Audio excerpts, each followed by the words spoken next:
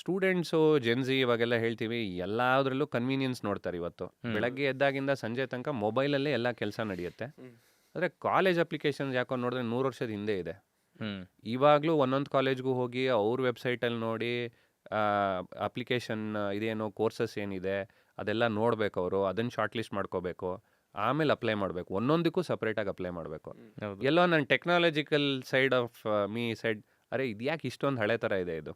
ಕೆಲವು ಸ್ಟೂಡೆಂಟ್ಸ್ ಹತ್ರ ಮಾತಾಡೋಕ್ಕೆ ಶುರು ಮಾಡಿದೆ, ಅವ್ರಿಗೆ ಏನೇನು ಪ್ರಾಬ್ಲಮ್ ಇದೆ ನೋಡಿದೆ. ವೈಸ್ ಚಾನ್ಸಲರ್ಸ್ ಹತ್ರ ಮಾತಾಡಿದೆ. ಅವಾಗ ಅರ್ಥ ಆಯಿತು, there is a big challenge in the higher education space, education in general. ಎಲ್ಲರ ಹತ್ರನೂ ಬೇರೆ ಬೇರೆ ಕೋರ್ಸಸ್ ಇದೆ, ಬೇರೆ ಬೇರೆ ಥರ ಟೀಚಿಂಗ್ ಇದೆ, ಎಲ್ಲ ಇದೆ. ಬಟ್ ಅದನ್ನೆಲ್ಲ ಸ್ಟೂಡೆಂಟ್ ಕನ್ಸ್ಯೂಮ್ ಮಾಡೋಕ್ಕೆ there is no easy way to get it to the ಸ್ಟೂಡೆಂಟ್ಗೂ ಇದೆಲ್ಲ ಕಾಣೋಕ್ಕೆ ಇಟ್ ಇಸ್ ನಾಟ್ ಈಸಿ. ಇಂಡಿಯಾದಲ್ಲಿ 45,000 ಇನ್ಸ್ಟಿಟ್ಯೂಷನ್ಸ್ ಇದೆ ಅಂಡರ್ ಗ್ರ್ಯಾಡ್ಗೆ. ಇವಾಗ NEP ಬಂದಮೇಲೆ ಏನಾಗಿದೆ, ಒಬ್ಬೊಬ್ರು ಒಂದೊಂದು ಬೇರೆ ಬೇರೆ ಥರ ಕೋರ್ಸ್ ಕೊಡ್ತಾರೆ, ಸ್ಪೆಷಲೈಸೇಷನ್ ಕೊಡ್ತಾರೆ. ಎಲ್ಲರಿಗೂ ಇದ್ರ ಬಗ್ಗೆ ಹೆಂಗೆ ತಿಳ್ಕೊಳ್ಳೋದು? ಸೊ ಹಾಗಾಗಿ ಅದನ್ನೆಲ್ಲ ಈಸಿ ಮಾಡೋಕ್ಕೆ ವಾಟ್ ಈಸ್ ದ ವೇ ಅಂತ ನೋಡಿಕೊಂಡು that's how apply started and that's how our journey began.